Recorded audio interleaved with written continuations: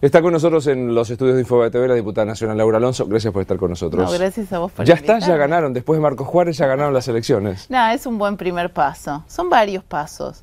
Y me parece que eso, a nosotros nos parece que eso es lo importante, que alguien que no venía tradicionalmente de la política haya decidido hace unos meses, no mucho tiempo, involucrarse, que se haya conformado un equipo, un grupo de gente de distintos partidos políticos y que se haya encendido esta lucecita distinta en Córdoba, es importante y es parte de un clima que todos aquellos que recorremos el país, pero que también andamos por las calles en la ciudad de Buenos Aires, como me toca a mí, nos damos cuenta de que empieza a cambiar. Algunos extrapolan y dicen, esta unión pro-UCR o Frente Amplio Unen se puede extender a nivel nacional. ¿Es un signo esto? No, yo no sé si es un signo. A mí me parece, y a nosotros nos parece, mismo lo decía hoy Mauricio, que se trata de construir artesanalmente el cambio. Y en ese cambio va mucho más allá de la dirigencia de los partidos políticos.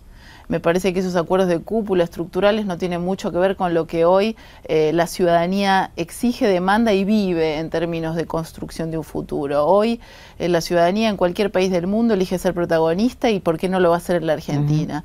Entonces muchas veces aquello que desordena las cúpulas partidarias lo terminaron acomodando en el cuarto oscuro con cortes de boleta a los ciudadanos y me parece que en ese sentido, si efectivamente existe esta demanda de cambio en la sociedad, seremos los representantes o los dirigentes los que tendremos que ir acomodándonos a ese pedido que viene desde la sociedad misma. Hoy me gustó hablar con Luis Juez en la radio porque él decía algo, a los peronistas se les perdona cualquier tipo de alianzas, es decir, pueden convivir la derecha y la izquierda más antagónicas y no pasa nada. Ahora, si a alguien del Frente Amplio Unen, como él, piensa en el PRO, es una traición ideológica. Hay como una mirada distinta, ¿no? A mí me parece que eso no tiene mucho, digamos, por mí el peronismo que haga lo que quiera. Y yo creo que justamente lo que hay que acordar es sobre la base de valores y algunas ideas centrales para la Argentina, digamos, en términos, por ejemplo, de la política internacional.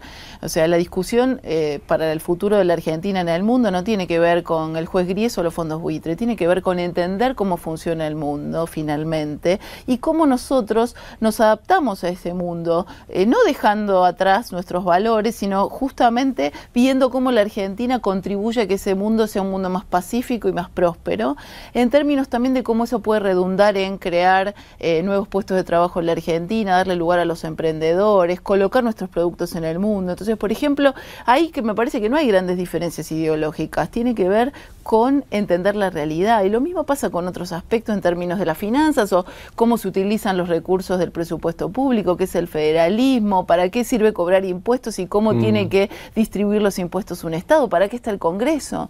Digo, esta institución que hace muchos años está pintada en la República Argentina en términos políticos. Bueno, ¿para qué sirve efectivamente, ¿no? Y cómo vamos a hacer para encarar lo que yo creo que es, en términos democráticos y de calidad de la democracia, la segunda transición. Nosotros salimos del autoritarismo en el año 83 y me parece que ahora empiezan esta segunda etapa, los próximos 30 o 50 años de la democracia argentina, un nuevo color, el correcto, quizás el pleno para el sistema político, puesto al servicio de la gente, puesto al servicio del desarrollo y la prosperidad. Y eso es lo que hoy la calle te está pidiendo. O sea, la verdad es que lo que parece cuando uno habla con la gente es que el kirchnerismo es un mal recuerdo, que ya ha terminado, que lo que queda es transitar un proceso final donde la presidenta todavía tiene capacidad para hacerle mucho daño al país, pero también hay una apuesta hacia el cambio y hacia el futuro.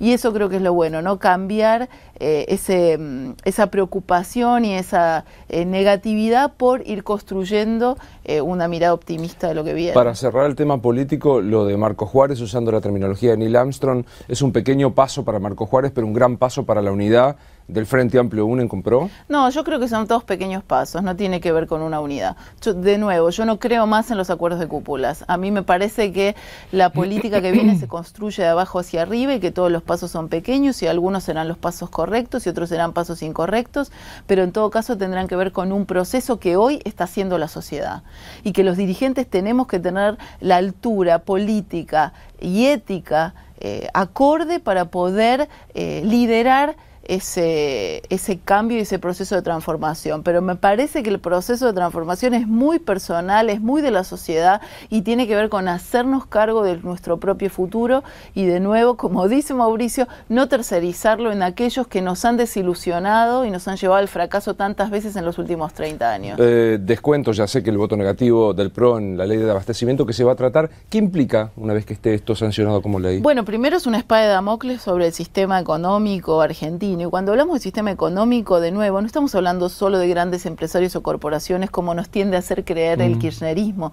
Cuando hablamos del sistema económico estamos hablando de miles de pymes, de millones de cuentapropistas, de trabajadores. Estamos hablando de millones de personas que hoy tienen miedo de perder su trabajo, de tener que bajar la persiana de su pequeño comercio, de su pequeña fábrica o industria.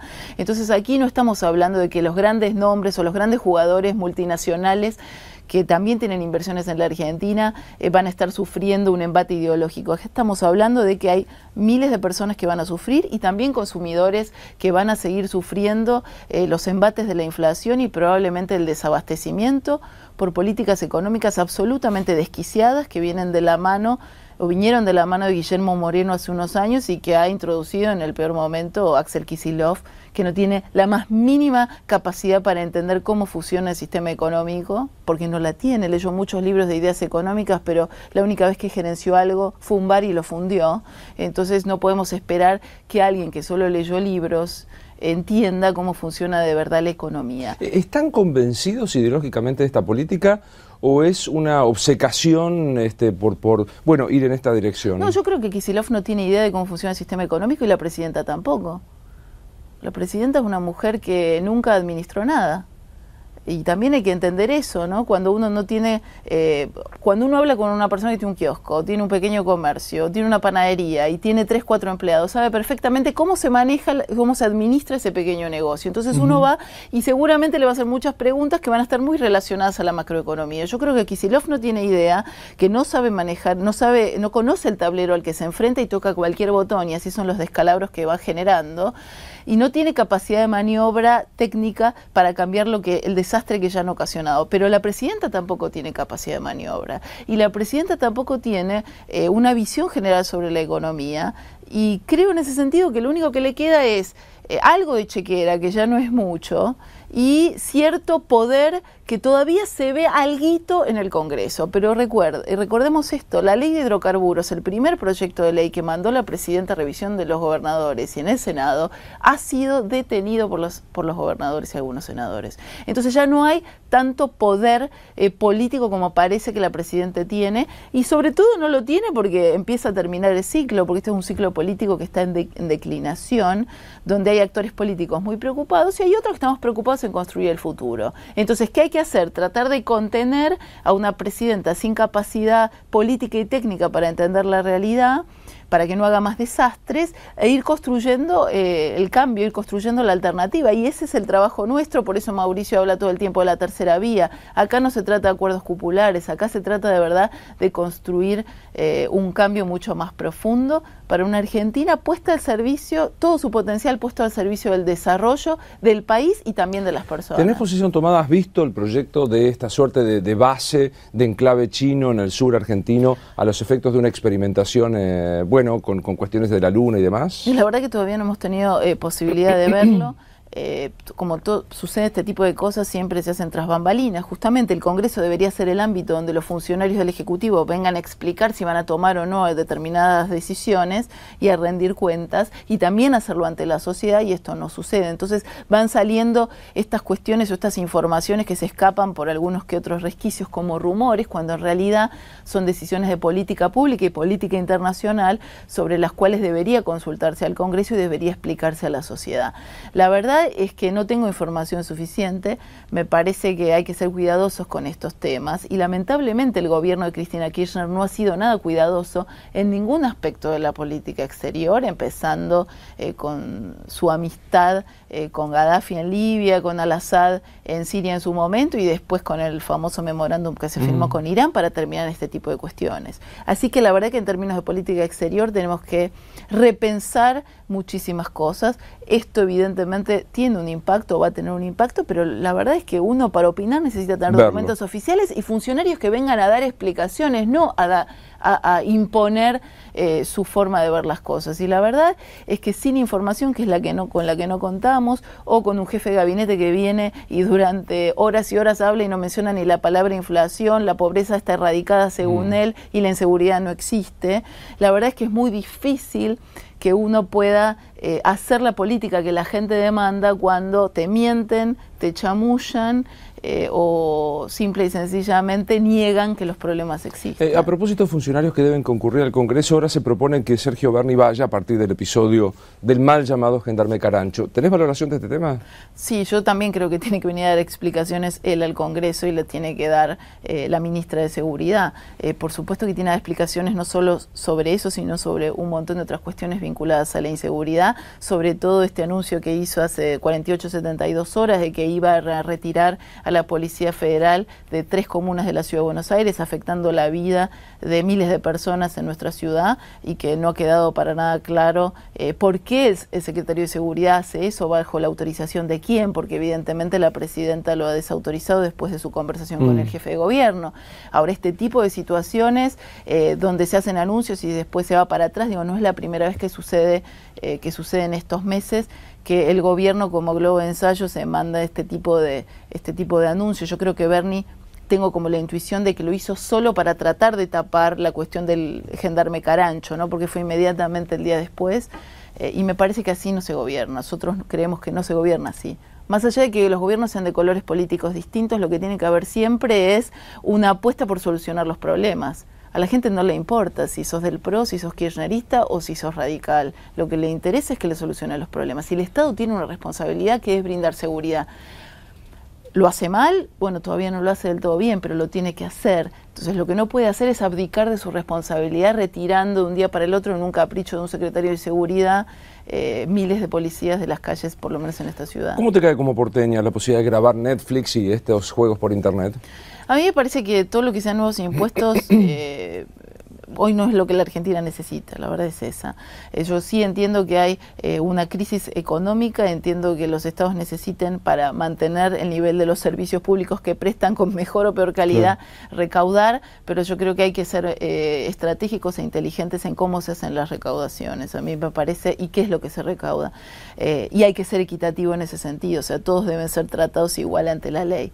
Entiendo que nuevos impuestos no necesariamente ayudan a que todos estemos mejor. Impuestos sobre contenidos o sobre la reproducción de contenidos siempre me generan algún tipo de resquemor. Yo soy una liberal, creo que en ese sentido todos los contenidos deben fluir libremente y con la menor cantidad de impuestos posibles, pero bueno, tampoco conozco el contexto particular. Sí no me agradó, por lo menos cuando lo leí al primer minuto, ¿no? Y no me quedó todavía del todo claro. Debo confesarlo, que esto no sea, que esto no, digamos, no implica un tratamiento desigual frente a otros que puedan producir también estos contenidos. Pero también es cierto que estamos hablando de un porcentaje mínimo que consume este tipo de contenidos. No justifico por eso que no, claro, no se trata de una cosa cuantitativa. Pero sí me parece que, digamos, cada vez me gustaría que haya menos impuestos en la Argentina, porque me gustaría que esos recursos se vuelquen, digamos, que estén en el bolsillo del consumidor y se puedan volcar a reproducir la actividad comercial o la inversión, el ahorro, el poder elegir, y no necesariamente que todos esos recursos vayan a los estados para que después los estados hagan, vaya a saber qué cosas. Algunas están bien, otras no están bien, algunas las tienen que hacer. De fondos generales. Sí, cuando uno ve los despilfarros, por ejemplo, lo escuchaba el otro día atentamente a McAllister en la sesión frente al jefe de gabinete cuando le preguntó por qué Fútbol para Todos tenía el doble de recursos que la Cedronar, por ejemplo, ¿no? Y ahí justamente se habla de cuáles son las decisiones estratégicas que toma un estado. O sea, Fútbol para Todos como el gran, supuestamente, la gran píldora somnífera para que no veamos los problemas que nos corren día a día, y por otro lado la Secretaría de Lucha contra la Drogadicción prácticamente desfinanciada. Quien te escucha hablar no puede negar que tenés una contundencia a la hora de definir. Hablaste de chamullo de la presidencia, el tramo final de un proceso institucional. ¿Cómo crees que va a ser recordado el kirchnerismo? Es medio difícil porque uno es parte de la historia en este momento y no se da cuenta, ¿no? Yo creo que el kirchnerismo va a ser recordado mal. Mal en términos de su final, que va a ser malo, pero sobre todo en la destrucción institucional y también del tejido social y cultural que fue generando a lo largo de estos años. Yo vivo al kirchnerismo como quizás, y me gustaría que fuera, es más una expresión de deseo, el punto cúlmine de la versión populista más corrupta de los primeros 30 años del retorno a la democracia en la Argentina. Y a mí me parece que ha generado en términos de cultura cívica y de cultura política, ha sembrado algunas semillas peligrosas de los argentinos frente a la ley, frente a la autoridad, y no hablo en ese sentido de autoritarismo, digo, nos damos la ley para respetarnos entre todos y poder vivir armónicamente como sociedad, donde tu derecho llega hasta donde llega el mío, y así nos combinamos para ser ordenados y poder desarrollar nuestras vidas y desarrollar la economía y todos los aspectos, la cultura y lo que sea.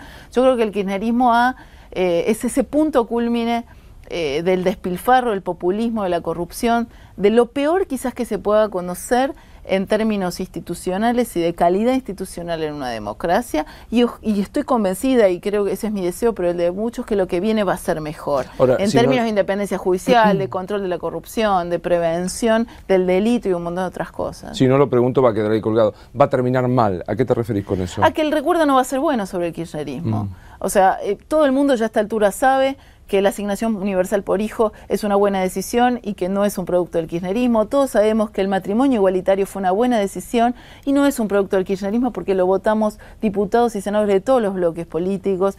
Todo el mundo sabe que alguna que otra reforma o moratoria previsional fue buena porque permitió la inclusión de muchísimos, y todos sabemos que eso es un esfuerzo que hacemos los argentinos con nuestra producción y pagando nuestros impuestos. Entonces, lo que se empieza a romper, digamos, lo que se empiezan a pinchar son los globos de colores del relato, y lo que empieza a quedar es la realidad. Y la realidad es que muchas de las cosas que sucedieron hubiesen sucedido con o sin kirchnerismo, porque había una decisión de la sociedad para que sucedan, asignación por hijo, por ejemplo, y lo que nos deja el kirchnerismo es un Estado destrozado, un Estado sin capacidades estatales, quedan muy pocos enclaves técnicos y profesionales en el Estado, un Estado sin estadísticas que operó a ciegas, un Estado corrupto, profundamente corrupto, y un Estado lleno de empleados militantes que entraban por la ventana y que lo único que le aportan al Estado es gasto y no más capacidad para hacer bien su trabajo. Y después, digamos, frente a todo esto, lo que nos toca es empezar de nuevo, recuperar las capacidades del Estado, recuperar a los profesionales del Estado que siguen tirados, porque hoy cuando encontrás jefecitos de la cámpora que maltratan a profesionales con 20, 25, 30 años de carrera en la administración pública, los maltratan, los desplazan como se hizo en el INDEC en muchísimos otros ámbitos, lo que queda es el desafío de construir un Estado para la prosperidad y el desarrollo de la Argentina y de los argentinos. Entonces, entender, porque siempre se nos achaca eso de que nosotros no queremos Estado, sí que entendemos un rol del Estado para el desarrollo, no el Estado para el saqueo. Y esto es lo que ha sido el kirchnerismo, el Estado saqueado para construir un proyecto político hegemónico al cual la sociedad le ha dicho que no. Y se lo dijo antes de la crisis económica y antes de la recesión. Se lo dijo cuando masivamente los argentinos salieron a la calle en el 2012. Y eso me parece que es lo bueno. Hubo una reacción de la sociedad antes de una elección cuando todavía el kirchnerismo era fuerte. No a la reforma de la justicia, no a un montón de intentos por recortar libertades. Y eso lo dijo la gran mayoría de la sociedad antes de las urnas cuando salió a la calle. Yo tengo memoria, muchos tenemos memoria. Y esa es la demanda que hoy sigue latente en la sociedad. Y por eso los políticos tenemos que entender que este es el desafío que hoy la sociedad nos impone y estar a la altura de las circunstancias. Gracias por haber venido como siempre. Gracias a vos. Por favor. Así seguimos.